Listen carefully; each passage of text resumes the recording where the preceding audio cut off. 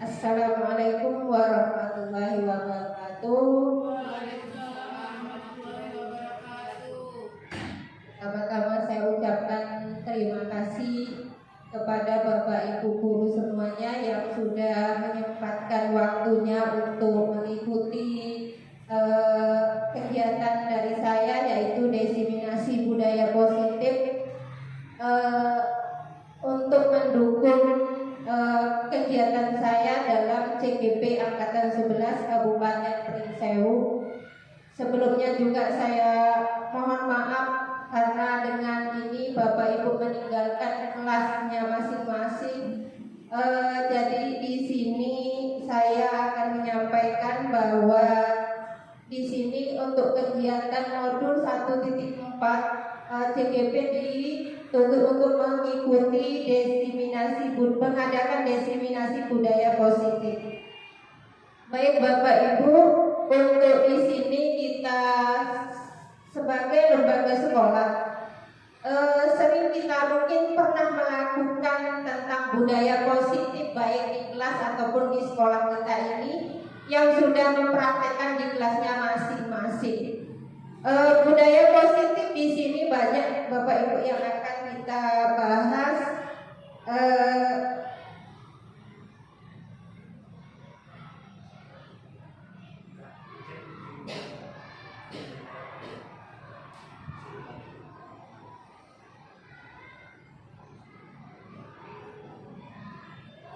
Belum Bapak Ibu masih mandan-mandan kapten. Baik Bapak Ibu, sebelumnya kita melihat di sini setuju atau tidak setuju Bapak Ibu di sini tidak ada nilai kok Bapak Ibu, hanya menjawab saja. Jadi di sini apakah Bapak Ibu setuju atau tidak setuju? Yang pertama, hukuman dapat mendisiplinkan anak. Jadi tidak setuju. Baik. Bu Jana apa Bu Jana, setuju atau tidak setuju Bu Jana? Tidak setuju. Baik. Nomor 2, pemberian hukuman dengan hal positif seperti membaca atau membersihkan halaman sekolah dapat meningkatkan disiplin. Setuju atau tidak setuju Bapak Ibu? Tidak setuju. Yang ketiga, memberi penghargaan dapat meningkatkan motivasi belajar anak. Setuju atau tidak setuju Bapak Ibu? Memberikan penghargaan dapat meningkatkan motivasi belajar anak. Setuju atau tidak setuju? Setuju. Oke. 4, guru berperan sebagai teman. Setuju atau tidak setuju? Setuju. Oke. Nanti kita akan melihat apakah ini yang kita utarakan tadi setuju atau tidak setuju, benar atau tidaknya. Nanti kita akan lihat di materi selanjutnya. Di sini kita positif mindset. Apa itu budaya positif? Budaya positif di sini perwujudan nilai-nilai kebajikan atau keyakinan universal yang pada akhirnya menjadi karakter yang diterapkan di sekolah. Kita sudah melakukan mungkin ya Bapak Ibu untuk masalah nilai-nilai kebajikan yang kita lakukan. Konsep inti budaya positif. Yang pertama di sini paradigma perubahan. Yang kedua, disiplin positif. Yang ketiga, nilai-nilai kebajikan universal. Yang keempat, teori motivasi. Yang kelima, hukuman dan penghargaan. Yang keenam, keyakinan kelas. Yang ketujuh, kebutuhan dasar manusia. Yang kedelapan, 5 posisi kontrol. 9, segitiga restitusi. Yang pertama, paradigma perubahan. Pembelajaran dengan paradigma baru.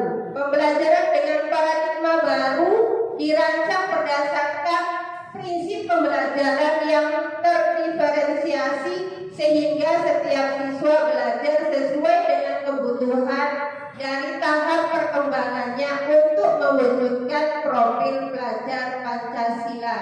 Jadi ini Bapak Ibu, kita di sini untuk kurikulum merdeka kita selalu dihadapkan dengan pembelajaran terdiferensiasi. Di sini untuk prakteknya terdiferensiasi di sini mungkin ada yang merasa kesulitan, ada yang merasa mudah bagi yang sudah mungkin udah yang PPPG pendidikan guru penggerak mungkin sudah bisa ya Bapak Ibu. Kalau yang kita masih awam ya kita perlu belajar di sini Bapak Ibu. Perubahan paradigma. Di sini kita akan mempraktekkan kegiatan kepala tangan. Ada A dan B, Bapak Ibu sebagai Anda dan teman Anda sobeklah secari kertas kecil, tuliskan benda atau sesuatu yang sangat berharga untuk Anda, letakkan di salah satu tangan Anda dengan genggaman benda suatu tersebut dengan segala daya, buatlah sebuah kepala. Teman Anda akan mencoba dengan sekuat tenaga dengan berbagai cara untuk meminta Anda memberikan benda tersebut. B bisa membujuk, mengancam atau menghadik, merayu atau menyuap apa saja agar dapat membuka kepala tangan Anda. Apa yang terjadi? Bisa dicoba Bapak Ibu cari kawannya, cari kawan sebelahnya, yang satu mengepalkan tangan, yang satu berusaha untuk membuka. Itu Bapak Ibu. Cari kawannya, cari kawan yang tidak punya kawan, berusaha dengan cara apa dia akan membukanya. Saya bisa buka. Jadi di sini dengan berbagai cara ya Bapak Ibu. Coba dipraktekkan Bapak Ibu. Ya, berusaha dengan cara apa untuk membuka hal tersebut gitu Bapak Ibu. Ya, jadi bisa di sini membujuk, apa mengancam atau mengasih sesuatu, mengiming-imingi sesuatu biar dia buka. Di situ Bapak Ibu. Berarti dengan cara menyuap ya Bapak Ibu. Menyuap. Bu Ika dengan Miss Afi dengan cara apa untuk dia terbuka dari Bapak? Dengan memaksa. Ya, dengan memaksa. Menarik sekuat tenaga. Kalau Bu Ami dengan cara apa Bu Ami bisa dibuka Bu Ami? Belum bisa terbuka. Lakukanlah caranya supaya terbisa. Oke. Baik, terima kasih Bapak Ibu sudah mempraktekkan ini. Kita lanjutkan perubahan paradigma. Jadi teori kontrol. Di situ ilusi kontrol. Ilusi guru mengontrol murid. Ilusi bahwa kritik dan membuat orang merasa bersalah dapat menguatkan karakter. Ilusi bahwa semua penguatan positif efektif dan bermanfaat. Ilusi bahwa orang dewasa memiliki hak untuk memaksa. Nah, jadi di sini kita lihat di sini Bapak Ibu, siapa sesungguhnya yang memiliki kontrol? Stimulus respon. Kita mencoba mengubah orang agar berpandangan sama dengan kita. Teori kontrol atau pilihannya, kita berusaha memahami pandangan orang lain tentang dunia. Yang kedua, perilaku buruk dilihat sebagai suatu kesalahan. Teori kontrol, semua perilaku memiliki tujuan. Selanjutnya, orang lain bisa mengontrol saya. Hanya Anda yang bisa mengontrol diri Anda. Jadi hanya kita sendiri yang bisa mengontrol diri kita sendiri. Saya bisa mengontrol orang lain. Anda tidak bisa mengontrol orang lain. Jadi ini Bapak Ibu ya, teori kontrol. Pemaksaan ada pada saat rujukan gagal. Kolaborasi dan konsensus menciptakan pilihan-pilihan baru. Model berpikir menang atau kalah. Di sini model berpikir menang menang. Jadi kita setelah kita tadi merasa menang, dan ini pun ingin merasakan menang. Jadi satu berkeinginan terbuka, dan satu pasti inginnya bertahan. Apalagi kalau satunya pegang emas, jadi bertahan untuk memegang itu. Sesuatu yang berharga pasti akan kita pertahankan. Jadi itu Bapak Ibu. Disiplin positif. Di sini teori kontrol atau teori pilihannya menurut William Glaser, Anda tidak bisa mengontrol orang lain, hanya Anda yang bisa mengontrol diri sendiri. Semua perilaku itu memiliki tujuan, benar Bapak Ibu? Apa yang kita lakukan itu semuanya punya tujuan? Ya Bapak Ibu. Contohnya saya lakukan hari ini. Saya memiliki tujuan. Model berpikir menang-menang, kolaborasi dan konsensus menciptakan pilihan-pilihan baru. Di sini yang selanjutnya realitas kebutuhan kita berbeda. Kita berusaha memahami pandangan orang lain tentang dunia.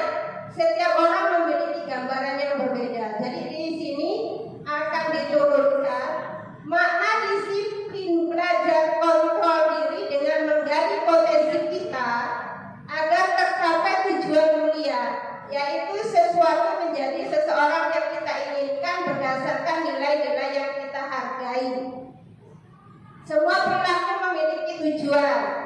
Di sini ada teori motivasi, unsur menghindari hukuman, unsur mendapatkan imbalan, unsur menghargai diri sendiri, ada nilai-nilai kebajikan universal, selanjutnya keyakinan kelas.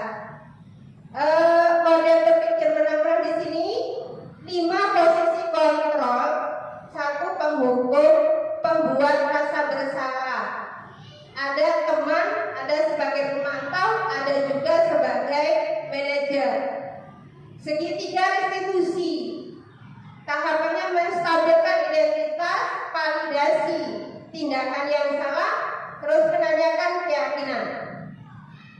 Selanjutnya ada 5 kebutuhan dasar manusia: bertahan hidup, penguasaan, kasih sayang, dan rasa diterima, kesenangan, dan kebebasan.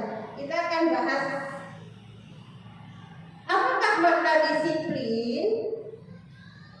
Dan disiplin di sini menjadi sesuatu yang dilakukan seseorang pada orang lain untuk mendapatkan kepatuhan.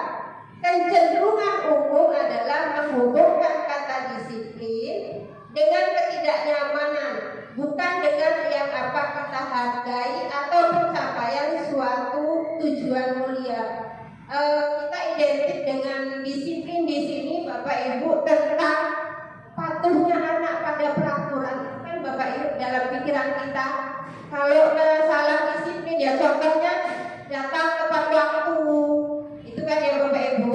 Terus siswa mengikuti apa yang kita perintahkan, itu ya Bapak Ibu. Itu di pikiran kita selama ini tentang disiplin. Disiplin positif sebagai pendidik, tujuan kita adalah menciptakan anak-anak yang memiliki disiplin diri, sehingga mereka bisa berperilaku dengan mengacu pada nilai-nilai kebajikan universal dan memiliki motivasi intrinsik bukan ekstrinsik.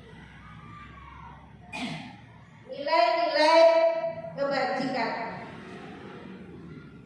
Nilai-nilai kebajikan adalah sifat-sifat positif manusia yang merupakan tujuan mulia yang ingin dicapai setiap individu.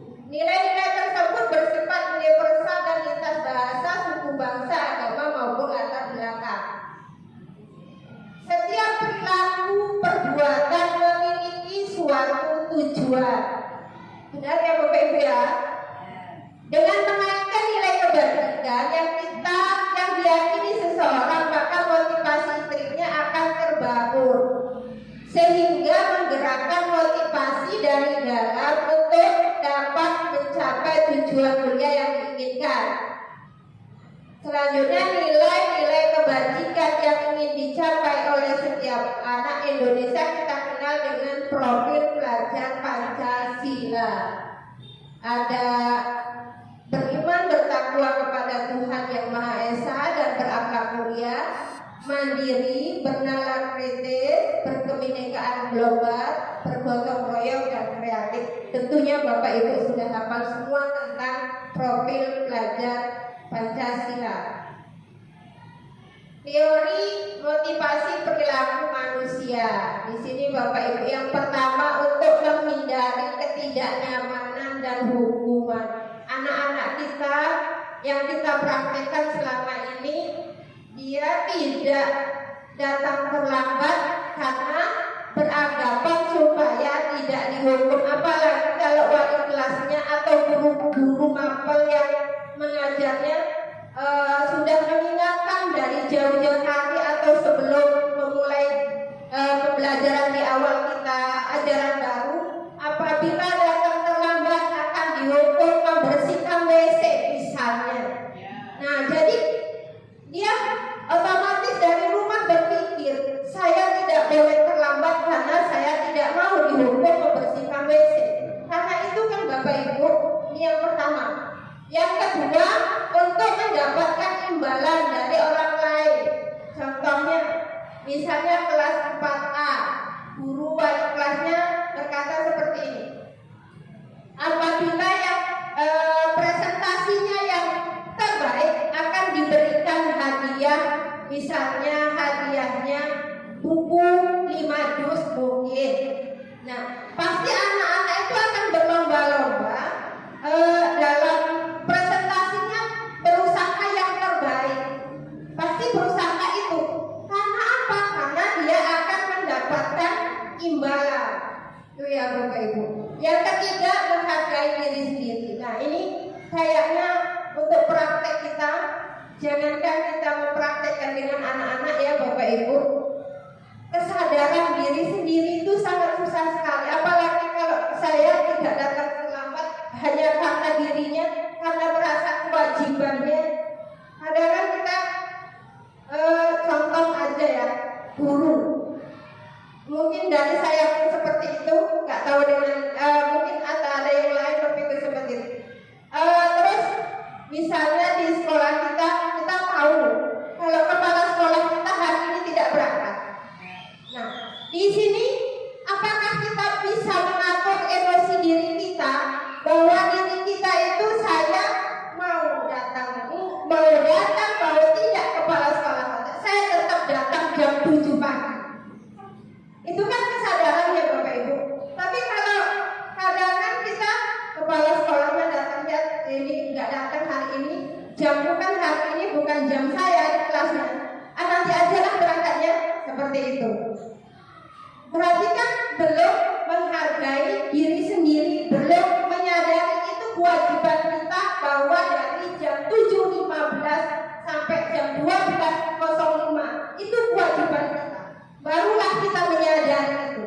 Tapi kalau karena sesuatu itu tadi belum menghargai diri sendiri. Selanjutnya ini tentang dari Ki Hajar Dewantara. Merdeka itu artinya tidak hanya terlepas dari perintah cakap, akan tetapi juga buat memerintahkan diri sendiri. Nah ini Bapak Ibu, sesuai dengan yang kita ini tadi, menghargai diri sendiri. Jadi ini dasarnya hukuman dan penghargaan.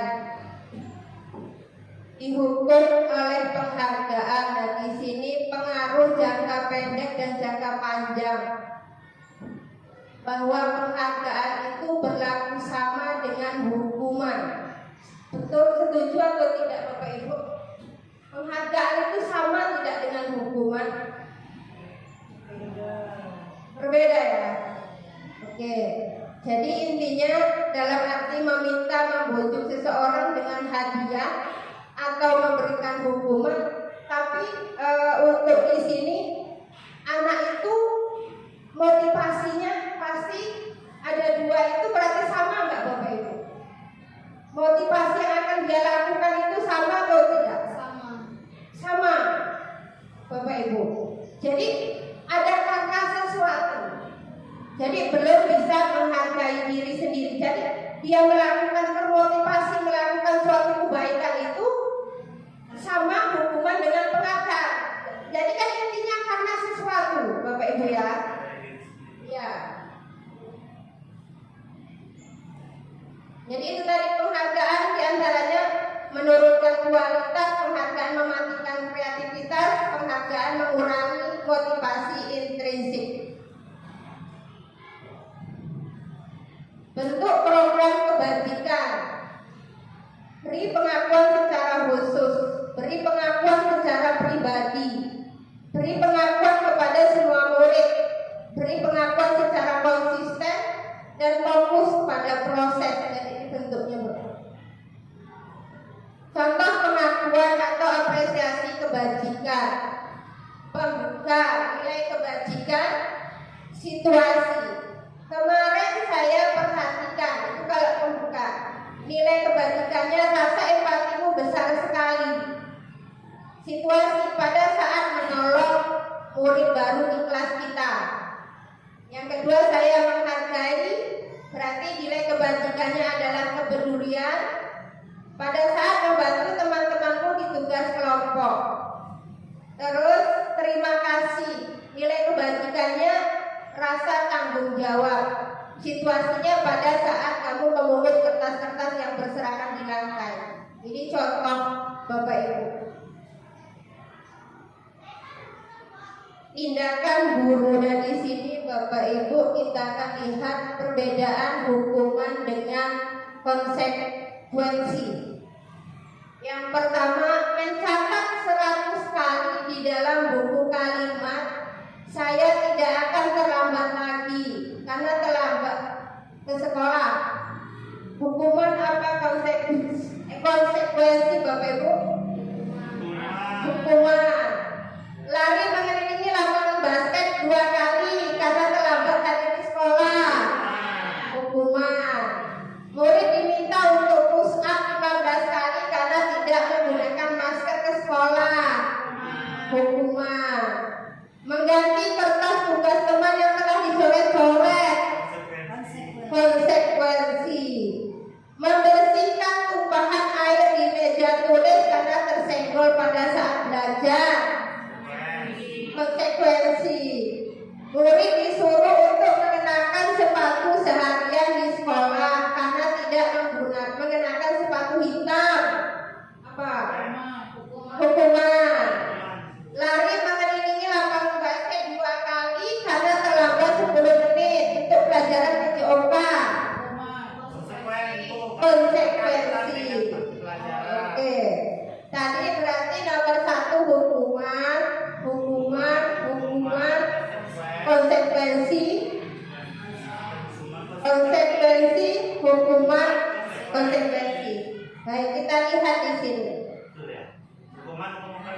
Hukuman.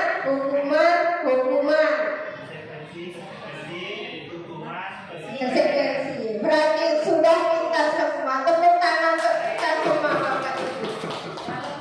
Sudah lulus. Katanya minum spidol. Kita lihat di sini perbedaan hukuman dan konsekuensi. Hukuman, sesuatu yang menyakitkan harus terjadi. Itu hukuman ya Bapak Ibu. Contohnya anak terlambat suruh membersihkan WC, berarti kan menyakiti ya Bapak Ibu. Ya. Kalau konsekuensi, sesuatu harus terjadi. Yang kedua, membuat anak sakit fisik maupun hati untuk jangka waktu lama.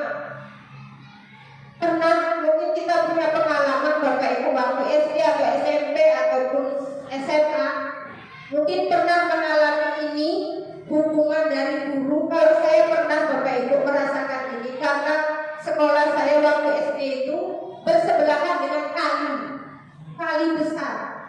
Tapi sekolahnya di atas, kalinya di bawah. Jadi jam istirahat itu waktu itu kan habis banjir Bapak Ibu. Jadi anak-anak itu jam istirahat turun ke bawah mencari ikan di batu kan enak Bapak Ibu ya. Nah ya, jadi pas kan dulu kan nggak ada bel seperti ini, adanya lonceng yang itu tidak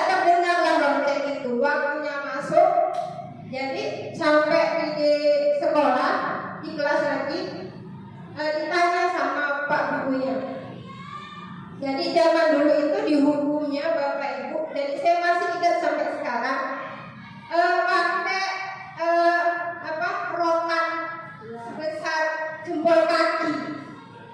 Tapi dulu sampai merah pun kaki tidak apa-apa Bapak Ibu. Pulang malah takutnya, bukannya pulang lapor, tapi pulang malah takut dilihat kalau kakinya merah dihukum guru. Sekarang kan kadang bangga tunjukkan sama orang tuanya. Jadi itu teringat sampai sekarang, kaki sampai merah digebuk pakai rotan itu Bapak Ibu.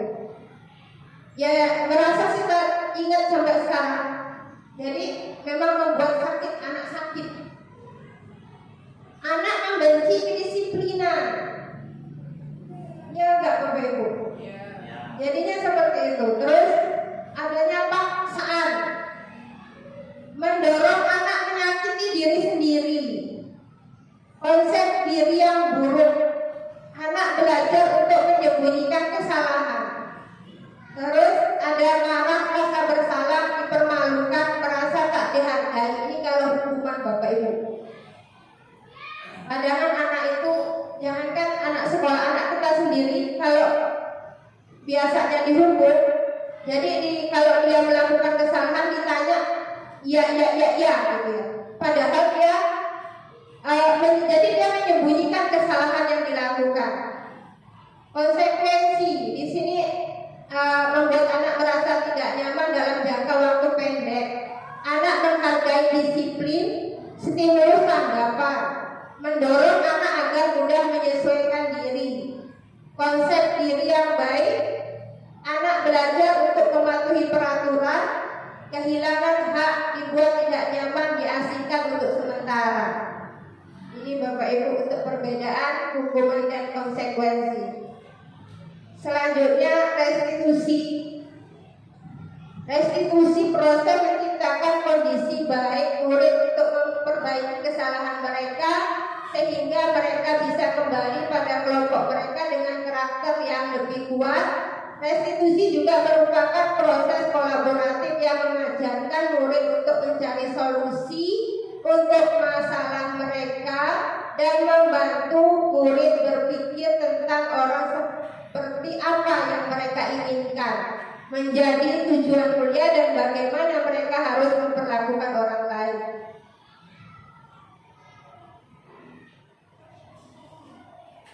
Ini untuk hukuman itu masuk dalam identitas gagal Bapak Ibu. Identitas suksesnya konsekuensi dan restitusi. Jadi selama ini kan kita yang umum kita lakukan dengan anak itu adalah hukuman.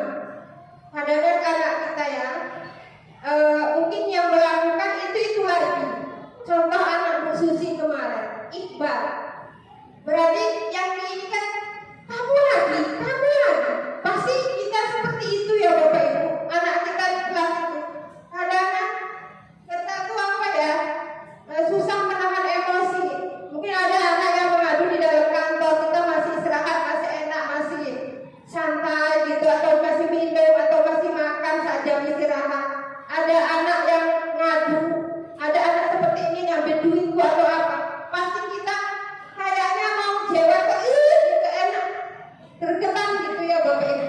Di sini padahal ada solusi untuk menyelesaikannya Bapak Ibu. Ternyata di situ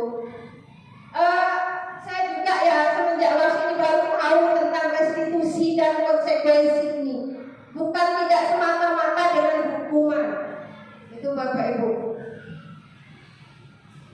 9 ciri-ciri restitusi. 1, bukan untuk menebus kesalahan, namun untuk belajar dari kesalahan. Yang kedua, memperbaiki hubungan. Yang ketiga, tawaran bukan paksaan. Yang keempat, restitusi menuntut untuk melihat ke dalam diri. Restitusi mencari kebutuhan dasar yang mendasari tindakan. Yang keenam, restitusi diri adalah cara yang paling baik. Restitusi fokus pada karakter bukan tindakan. Restitusi fokus pada solusi. Restitusi juga mengembalikan murid untuk yang berbuat salah pada kelompoknya. Jadi dia tidak merasa minder, tidak merasa kadang anak itu kan kalau kita sudah marahi, dia masuk kelas takut, malu dengan temennya. Apalagi kalau ada anak yang istilahnya kalau masih anak yang kelas 1, kelas 2 kan kadang masih apa ya Bapak Ibu, nggak tahan ke kamar mandi terus dia langsung ngompol di situ. Kalau kita tidak hanya sebatas langsung menghukum anak itu, dia ngompol di dalam kelas, besoknya mungkin dia tidak mau lagi untuk sekolah. Karena apa? Merasa malu. Nah, cuman kalau kita lakukan praktek restitusi, mungkin anak itu tidak merasa terpojokkan lah istilahnya. Jadi dia merasa bersalah dan besoknya lagi dia akan hati-hati gitu. Jadi tidak merasa malu atau takut dengan kelasnya. Di sini mengapa tidak peraturan saja, mengapa harus keyakinan kelas? Ini kita belajar tentang keyakinan atau kesepakatan kelas ya Bapak Ibu. Mengapa kita memiliki peraturan harus menggunakan helm bila mengendarai kendaraan roda 2? Biar apa Bapak Ibu? Biar aman saat kecelakaan. Apakah kita mengharapkan kecelakaan? Tidak ya Bapak Ibu. Tapi kan kita perlu mewaspadai. Mengapa kita memiliki peraturan 3M, menggunakan masker, mencuci tangan, menjaga jarak 1,5 meter? Itu kan untuk keselamatan kita ya. Semuanya ini untuk keselamatan. Jadi intinya peraturan atau keyakinan kelas itu kembali ke nilai-nilai kebajikan untuk menggerakkan seseorang dibanding mengikuti serangkaian peraturan-peraturan tersebut. Tahapan membuat keyakinan kelas Bapak Ibu. Untuk keyakinan kelas biasanya kita tiap awal tahun pasti membuat ya Bapak Ibu. Maka kita kadang keluarnya kesepakatan kelas. Berdiskusi dulu memunculkan peraturan-peraturan yang perlu ditaati oleh murid. Kita membimbing anak berdiskusi apa sih yang harus kita buat peraturan dalam kelas kita, keyakinan kelas kita. Terus mengubah peraturan menjadi kalimat yang lebih positif. Kan anak-anak itu kalau mengajukan pendapatnya kan namanya anak SD apalagi kita ya Bapak Ibu. Jadi contohnya jangan makan di kelas, ya. Jangan datang terlambat. Jadi kita buatlah kalimat itu sepositif mungkin, kalimat yang positif, kalimat yang lebih bagus bahasanya. Terus menyalikan peraturan menjadi nilai kebajikan. Contohnya jangan disiplin waktu. Kan anak-anak jangan terlambat, gitu ya. Jangan makan di kelas. Contohnya jangan terlambat itu kan kita buat kalimat yang positif, datang tepat waktu. Nah itu kalimat positifnya. Datang tepat waktu itu kita pilih Bapak Ibu menjadi nilai kebajikannya apa atau keyakinan kelasnya. Kalau datang tepat waktu itu apa Bapak Ibu? Nilai kebajikannya disiplin. Itu ya Bapak Ibu, disiplin. Terus berdiskusi mengenai gambaran perilaku yang mencerminkan keyakinan kelas. Yang kelima, berdiskusi mengenai peran seruan dan kelas. Jadi kalau sudah kita buat, kita diskusikan lagi. Terus yang keenam, meninjau ulang keyakinan kelas dari waktu ke waktu. Jadi apa yang sudah kita buat itu Bapak Ibu, kita tinjau setiap apa sih yang kurang, apa sih yang tidak pas dalam kelas ini tentang keyakinan kelas yang kita buat.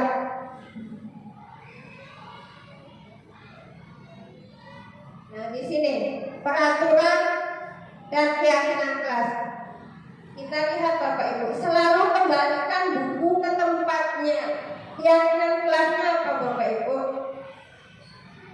Apa disiplin, apa tanggung jawab, apa kerjasama, apa keselamatan. Selalu kembalikan buku ke tempatnya. Disiplin atau tanggung jawab? Tanggung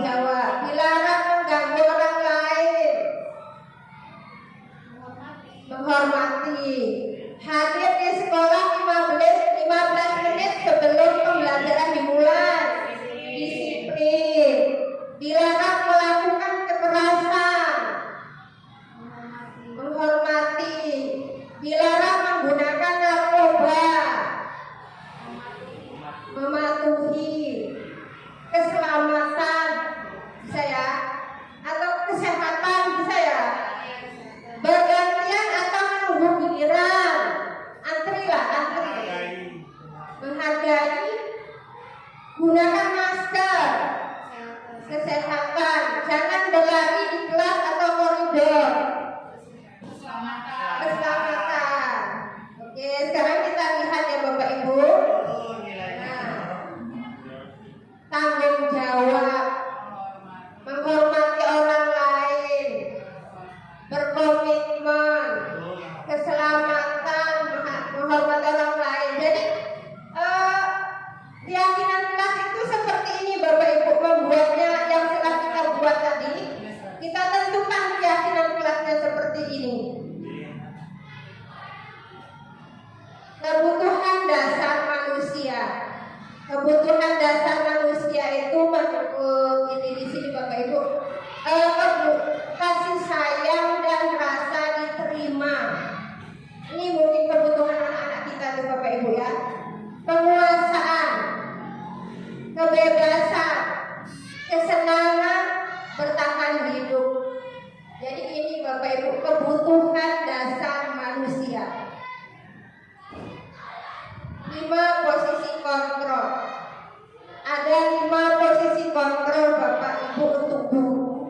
1 sebagai penghukum, yang kedua pembuat rasa bersalah, yang ketiga sebagai teman, yang keempat sebagai pemantau, yang kelima sebagai manajer. Selama ini yang sering kita lakukan dengan anak itu penghukum. Kalau yang dekat sebagai teman itu ya Bapak Ibu. Kalau yang lain ya mungkin kita lakukan tapi belum ini. Sebagai penghukum, contohnya menghadir, menunjuk-nunjuk, menyakiti, menyindir. Terus kalau membuat rasa bersalah itu kan kita harus mengatakan seharusnya kamu begini, ibu kecewa. Terus kalau teman-teman membuat alasan-alasan untuk muridnya, kenapa? Pemantau menghitung dan mengukur, manajer itu mengajukan pertanyaan-pertanyaan Bapak Ibu. Nah ini contoh yang pertama Bapak Ibu sebagai penghukum. Kita nonton dulu Bapak Ibu biar kita paham bagaimana sih yang penghukum, prakteknya seperti apa. Karen, sini kamu. Selamat pagi Bu. Selalu terlambat. Kamu deh pasti terlambat. Maaf Bu, saya Apa? Apa coba? Alasan kamu apa lagi? Kapan sih kamu tidak terlambat? Malas sekali ya kamu jadi anak. saya Dasar pemalas. Gak kapok-kapok sih kamu. Sudah berapa kali terlambat? Sana, kamu keliling lapangan basket 2 kali. kenapa saya harus ke lapangan basket Bu? Kenapa? Kamu melawan ibu. Berani-beraninya jawab. Sudah terlambat, masih berani jawab pula. Sekarang, keliling lapangan basket 5 kali sekalian. Biar kapok. Cepat. Ini sebagai penghukum Bapak Ibu, contohnya.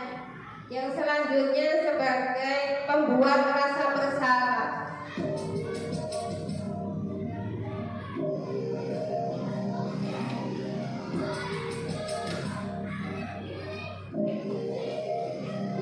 Naren,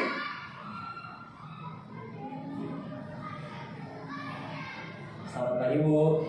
Naren, kamu kenapa terlambat lagi, nak? Ya Tuhan, Naren, kamu senang ya bikin ibu susah ya? Kalau kamu terlambat lagi, nanti ibu yang ditegur bapak kepala sekolah, nak. Disangka ibu tidak bisa membina kamu. Duh, Bu. Duh Gusti Naren, kamu suka ya kalau ibu ditegur bapak kepala sekolah? Terus sekarang ibu harus tulis apa ini di buku absen? Ini kamu sudah sering terlambat loh. Ibu harus apa coba? Maaf Bu, maaf sekali.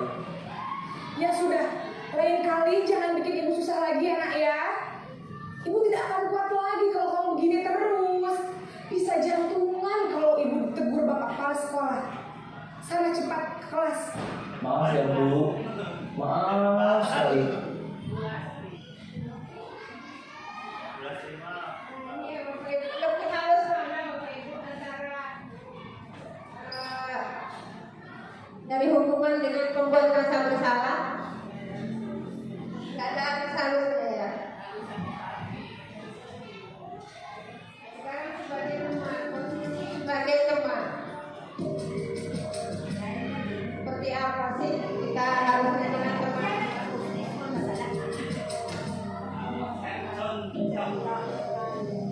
Naren,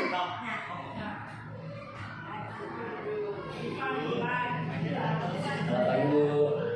wah sudah jam berapa ini nak? Terlambat lagi ya sayang. Iya Bu, habis ibu saya lupa bangunkan saya Bu. Kamu malah menyalahkan ibu kamu. Kamu bukannya anak yang larinya paling kencang. Kok terlambat sih? Iya Bu, saya memang terlambat bangun tadi.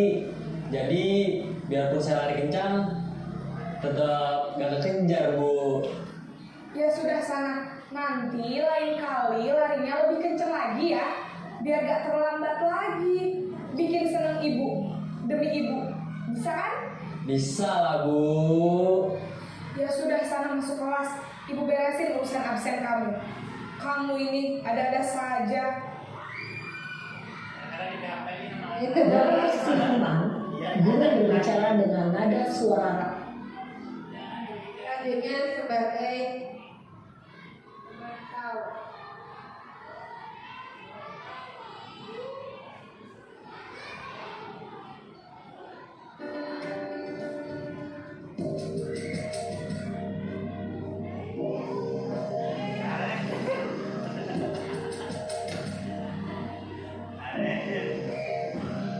Naren,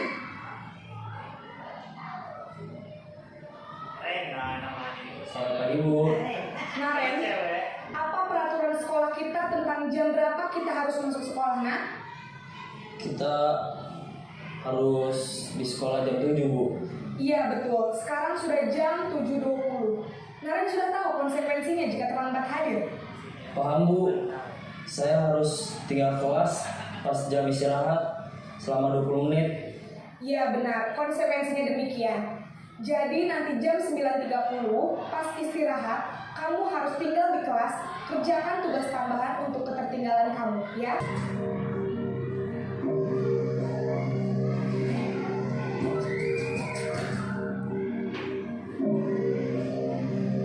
Naren,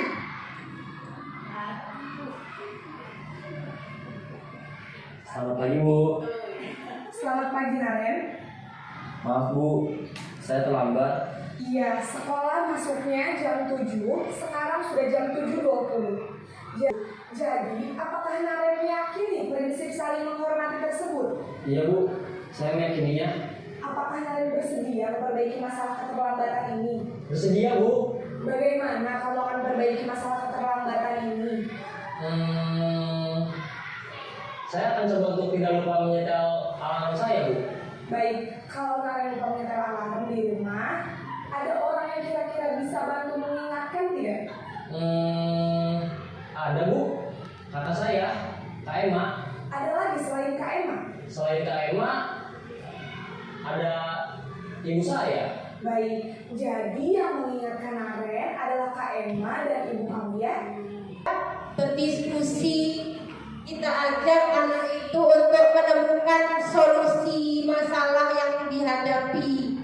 Jadi tidak menghukum anak atau yang sebagai membuat anak merasa bersalah gitu ya. Jadi inilah untuk disiplin positif tentang keyakinan sebagai posisi guru itu yang sebaiknya dilakukan itu dan seperti ini. Jadi kita untuk sebagai pimpinan pun melakukannya seperti ini. Tidak memalukan anak atau guru kalau sebagai kepala sekolah gitu ya, memalukan di depan orang ramai. Jadi cara yang sebaiknya itulah seperti ini. Jadi mencari solusi sama-sama, meluruskan sama-sama. Jadi anak merasa pun tidak tersakiti. Di sini ada pernyataan-pernyataan Bapak Ibu. Siapa yang mengatakan, saya kecewa sekali dengan kamu. Maksudnya di sini tadi loh Bapak Ibu kan ada sebagai penghukum, ada sebagai pembuat rasa bersalah, ada sebagai pemantau, ada sebagai teman, ada sebagai manajer. Jadi saya kecewa sekali dengan kamu. Itu sebagai apa Bapak Ibu? Merasa bersalah. Kamu tidak pernah benar melakukannya. Sebagai apa itu? Kamu tidak pernah benar melakukannya. Itu sebagai apa?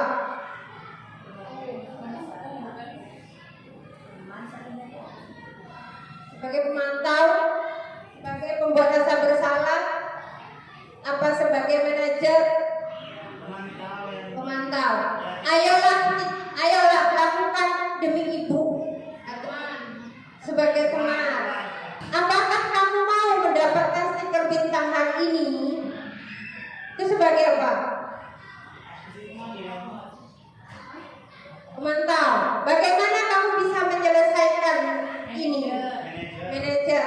Kamu selalu yang paling terakhir. Apa tadi? Rasa bersalah. Oke, sekarang kita lihat Bapak Ibu. Nah ini, saya kecewa sekali dengan kamu, pembuat orang merasa bersalah. Kamu tidak pernah benar melakukannya. Kata-kata ini kan kayaknya menghukum kita ya Bapak, menyakiti. Ayolah lakukan demi ibu. Itu teman. Apakah kamu mau mendapatkan stiker hari ini sebagai pemantau? Bagaimana kamu bisa menyelesaikan ini? Itu sebagai manajer. Kamu selalu yang paling terakhir. Itu sebagai penghukum.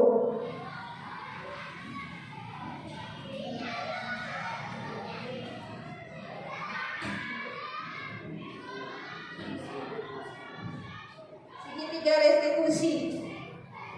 Di sini ini Bapak Ibu yang akan kita lakukan segitiga restitusi. Dalam tahapan segitiga restitusi, yang pertama kita menstabilkan stabilitas anak terlebih dahulu, Bapak Ibu. Contohnya dengan kalimat-kalimat, setiap orang pasti pernah melakukan kesalahan. Itu dengan anak kita menstabilkan dia dulu kan kadang-kadang, apalagi kalau anak berantem, kan itu masih emosi-emosinya. Kalau kita salahkan, dia tambah emosi lagi dengan kita. Itu Bapak Ibu. Jadi dengan kata-kata, kamu duduk istirahat dulu sambil ngobrol. Setiap orang pasti melakukan seperti itu, gitu ya. Jadi anak itu merasa terdam dulu emosinya, gitu. Kamu bukan satu-satunya yang orang pernah yang melakukan kesalahan, gitu kan. Jadi dia agak reda. Jadi kita stabilkan dulu identitas anak tersebut. Yang kedua, kita validasi tindakannya. Dengan kata-kata, kamu tentu punya alasan berantem, gitu kan? Nah, itu. Kamu tentu punya alasan mengapa kamu melakukan itu. Terus adakah cara yang lebih efektif untuk mendapatkan apa yang kamu butuhkan? Misalnya tidak harus seperti ini, nah. Ya. Terus menanyakan keyakinan yang terakhir. Nilai-nilai apa yang telah kita sepakati, gitu ya. Kamu ingin menjadi orang seperti apa, gitu Bapak Ibu. Jadi untuk segitiga restitusi, inilah tahapan-tahapan kita sebenarnya sebaiknya yang kita lakukan kepada anak kita untuk menyelesaikan masalah anak, itu yang berantem ataupun tidak mengerjakan mengerjakan tugas ataupun pokoknya tentang kesalahan anak lah. Jadi dengan cara inilah yang paling baik setelah saya pelajari pun seperti itu. Terus di sini menstabilkan identitas seperti ini Bapak Ibu. Kata-kata yang sebaiknya yang kita gunakan ini. Berbuat rasa salah itu hanya manusiawi. Tidak ada manusia yang mendapatkan yang kamu butuhkan tanpa harus memukul. Apakah kamu bisa melakukan dengan lebih baik besok lagi? Seperti itu Bapak Ibu. Yang terakhir menanyakan keyakinan. Guru itu berkata seperti ini Bapak Ibu. Apa nilai yang kita percaya di kelas? Kan kita sudah membuat kesepakatan kelas atau keyakinan kelas. Nilai-nilai universal apa yang telah kita sepakati gitu kan ya. Kesalahannya IDP seperti apa sih? Kamu ingin jadi anak seperti apa? Apa yang kamu rasakan? Jadi ketika kamu melakukan itu, kamu menjadi orang yang seperti apa gitu.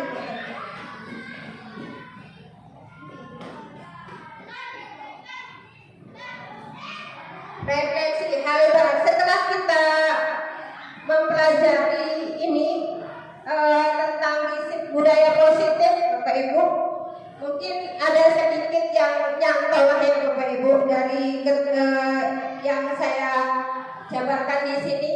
Hal baru apa yang mengubah paradigma saya yang saya dapatkan? Ada nggak tidak Bapak Ibu? Ada ya. Perasaan apa yang muncul selama mengikuti sesi ini khususnya mengenai makna disiplin dan motivasi intrinsik?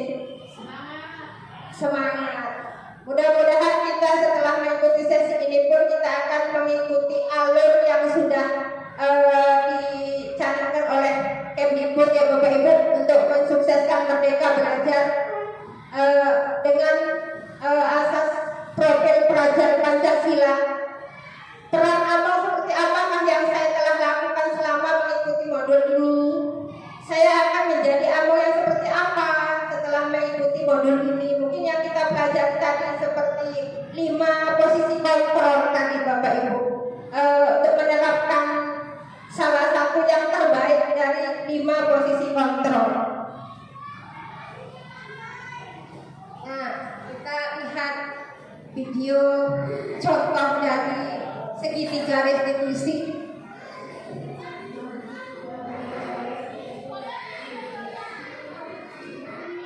Untuk di sini saya mempraktekkan bahwa anak tidak mengerjakan tugasnya di dalam kelas sementara dia tidur.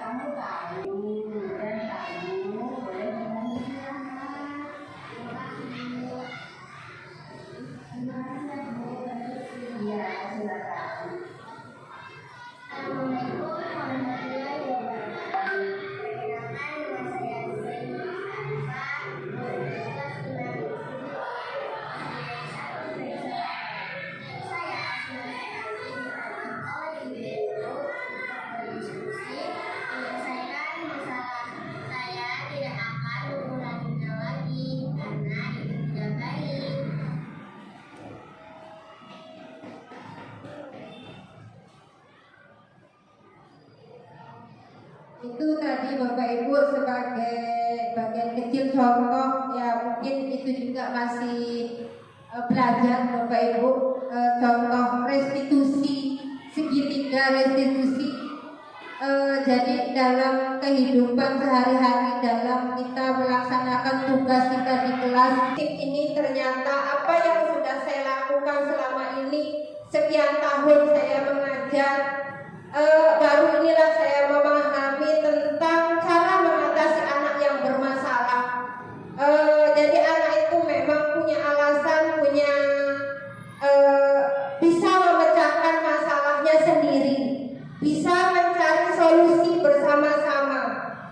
Untuk itu Bapak Ibu, baiklah kita setelah belajar atau mendengarkan tentang diseminasi tentang budaya positif ini, kita bisa mempraktekannya di dalam kelas kita masing-masing, baik dengan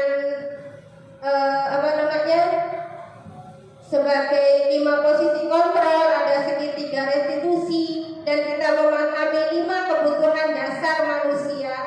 Terus kita akan menerapkan disiplin positif, maka di situ akan terjadilah kita menerapkan paradigma baru untuk pembelajaran kita di kelas.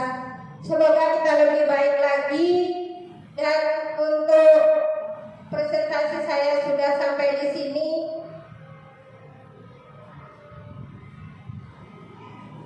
Saya ucapkan terima kasih sekali lagi Bapak Ibu sudah mendukung kegiatan saya, sudah mengikuti kegiatan saya. Saya selama merasa di sini untuk mengikuti JGP Angkatan 11 ini, alhamdulillah saya tidak merasa ada keluhan dengan rekan-rekan sejawat. Semua sangat mendukung.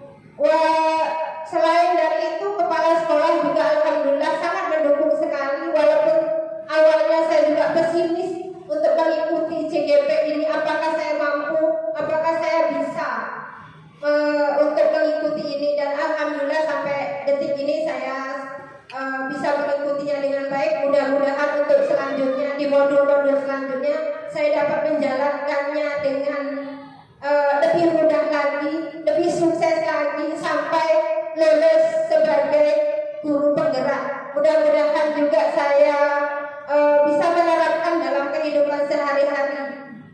Mungkin ini saja Bapak Ibu. Sekali lagi terima kasih dan mohon maaf. Salam dan bahagia untuk kita semua, Bapak Ibu ya. Bisa ya Bapak Ibu memaafkan saya. Mungkin ada yang ini merasa apa sih gitu ya Bapak Ibu. Saya akhiri, wabillahi taufiq wal hidayah. Wassalamualaikum warahmatullahi wabarakatuh.